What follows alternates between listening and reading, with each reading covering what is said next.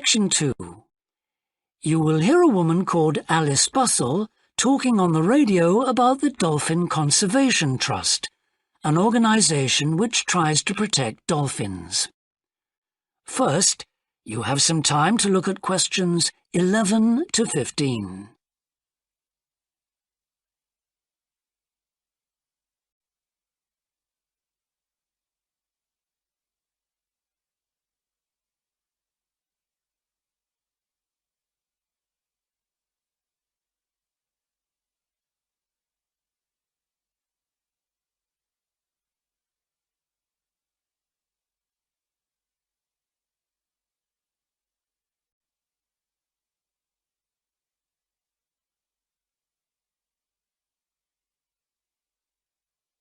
Now listen carefully and answer questions 11 to 15. Today we're pleased to have on the show Alice Bussell from the Dolphin Conservation Trust. Tell us about Trust, Alice. Well, obviously its purpose is to protect dolphins in seas all around the world. It tries to raise people's awareness of the problems these marine creatures are suffering because of pollution and other threats. It started 10 years ago and it's one of the fastest growing animal charities in the country, although it's still fairly small compared with the big players in animal protection. We're particularly proud of the work we do in education.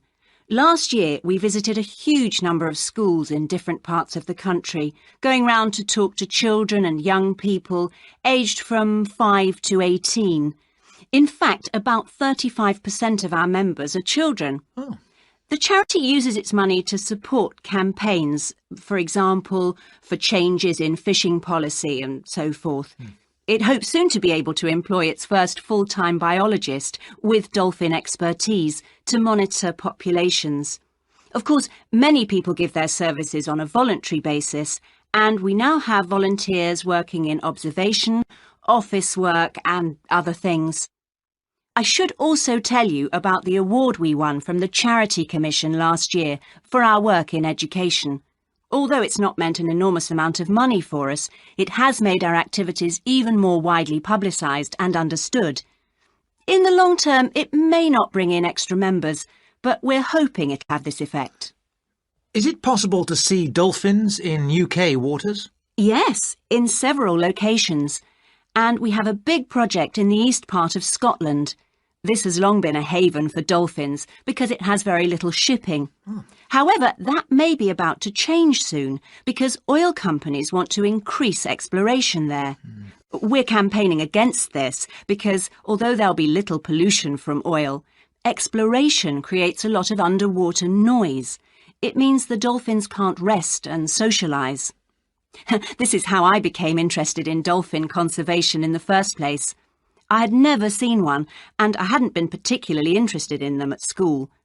Then I came across this story about a family of dolphins who had to leave their home in the Moray Firth because of the oil companies, and about a child who campaigned to save them. I couldn't put the book down. I was hooked. Before you hear the rest of the talk, you have some time to look at questions 16 to 20.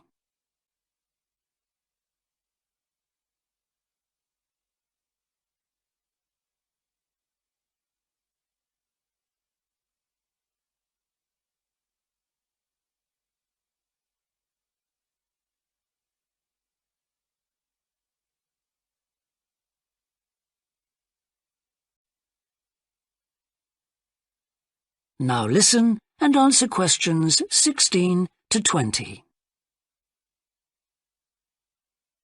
I'm sure our listeners will want to find out what they can do to help. You mentioned the Adopt a Dolphin scheme. Can you tell us about that? Of course. People can choose one of our dolphins to sponsor. They receive a picture of it and news updates. I'd like to tell you about 4 which are currently being adopted by our members: Moondancer, Echo, Kiwi and Samson. Unfortunately, Echo is being rather elusive this year and hasn't yet been sighted by our observers, but we remain optimistic that he'll be out there soon. All the others have been out in force. Samson and Moondancer are often photographed together, But it's Kiwi who's our real character, as she seems to love coming up close for the cameras, and we've captured her on film hundreds of times. They all have their own personalities. Moon Dancer is very elegant and curves out and into the water very smoothly, whereas Samson has a lot of energy. He's always leaping out of the water with great vigour. You'd probably expect him to be the youngest. He's not quite. That's Kiwi. But Samson's the latest of our dolphins to be chosen for the scheme. Kiwi makes a lot of noise, so we can often pick her out straight away. Echo and Moon Dancer are noisy too, but Moon Dancer's easy to find because she has a particularly large fin on her back, which makes her easy to identify. So, yes, they're all very different. Well, they sound a fascinating group. And how would you go back?